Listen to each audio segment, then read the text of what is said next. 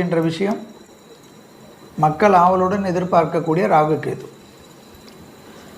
ராகு கேது என்றாலே தெரியும், சர்ப கிரகங்கள், நிழல் கிரகங்கள். இதுவரை மீனத்தில் இருந்த ராகு கும்பத்துக்கு மாறப்போகிறார். கன்னியில் இருந்த கேது சிம்மத்துக்கு போகப் போகிறார்.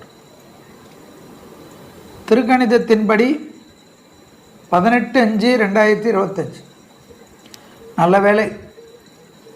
வாக்கியப்படி 26/4/2025 ராகு கேது பயிற்சி ஆகிறார். ஜோதிடர்கள் நாங்கள் தப்பித்து கொண்டோம்.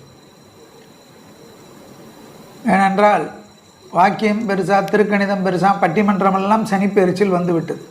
எங்களுக்கு வாக்கியத்தின்படி முன்னாடி கொடுத்தனால் திருக்கணிதம் பார்ப்பவர்களுக்கு எந்தவித தொந்தரவும் கிடையாது. சர்ப்ப கிரகங்களுக்கு ஸ்தான பலம் கிடையாது.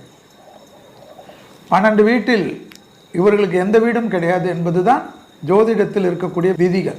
குமுதம்